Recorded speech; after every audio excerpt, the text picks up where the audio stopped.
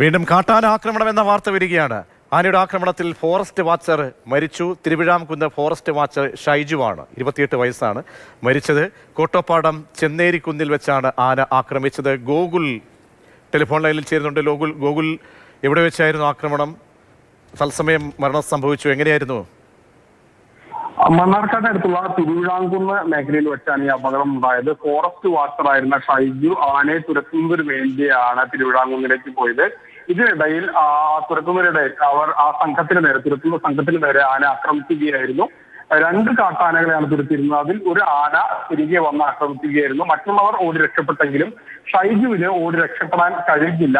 ഇതിനെ തുടർന്നാണ് ആനയുടെ ചവിട്ട് ഷൈജുവിന് ഏൽക്കേണ്ടി വന്നത്.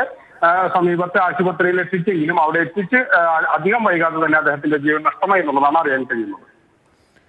ആനാക്രമണം ഉള്ള പ്രദേശം നേരത്തെയും അവിടെ ഇങ്ങനെ സംഭവങ്ങളൊക്കെ ഉണ്ടായിട്ടുണ്ടോ? തൽക്ഷണം മരണം സംഭവിക്കുന്ന ഒരു സാഹചര്യത്തിലേക്ക് എത്തുന്നു. അപ്പോൾ അധിക ഈ ആശുപത്രിയുമായിട്ടൊക്കെ അധിക ദൂരം ഉണ്ടായിരുന്നു. എങ്ങനെയാണ് വിവരങ്ങൾ നമുക്ക് പ്രാഥമികമായി ലഭ്യമാകുന്നത്? തിരുവിഴാംകുന്ന് മേഖലയാണ്. ഇവിടെ നിന്ന് ഏകദേശം 1.5 മണിക്കൂറോളം ഉണ്ട് ആശുപത്രിയിലേക്ക്. തിരുവിഴാംകുന്ന് മേഖലയിൽ പല തവണയായി ഇത്തരത്തിൽ ആനകൾ ഇറങ്ങുന്ന ഒരു സാഹചര്യമൊക്കെ ഉള്ള ഒരു സ്ഥലം തന്നെയാണ്. ആ സ്ഥലത്ത് വെച്ചാണ് ആനയെ തുരത്തുകയായിരുന്നു. ഇതിനിടയിലാണ് ഷൈജുവിനെ ആന ആക്രമിക്കുന്നതും. 2 ആനകളാണ് ഉണ്ടായിരുന്നത്. അതിൽ ഒരു ആന തിരിഞ്ഞു വന്ന് ഷൈജുവിനെ ആക്രമിക്കുകയായിരുന്നു. ഈ ആക്രമണത്തിലാണ് ഷൈജുവിനെ പരിക്കേറ്റത്. ഫോറസ്റ്റ് വാച്ചറാണ്. ഏറെ നാൾ ആയിട്ടുണ്ടോ ജോലിയിൽ കയറിയിട്ടൊക്കെ? 28 വയസ്സ്. ഷൈജു എത്ര നാളായി ഈ ജോലിയിൽ കയറിയിട്ട് എന്നുള്ളതിൽ കുറിച്ച് വ്യക്തതയില്ല.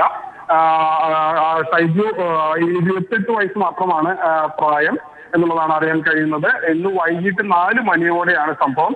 പ്രദേശത്ത് രാവിലെ മുതൽ കാട്ടാനക്കൂട്ടം ഉണ്ടായിരുന്നു എന്നുള്ളതാണ് അറിയാൻ കഴിയുന്നത്. ഇതിനെ തുരത്താനായിരുന്നു ശ്രമിക്കുന്നത്. വട്ടമ്പലത്തെ സ്വകാര്യ ആശുപത്രിയിലാണ് ഇദ്ദേഹത്തെ പ്രവേശിപ്പിച്ചതെന്നുള്ള വിവരം കൂടി പുറത്തു വരുന്നുണ്ട്.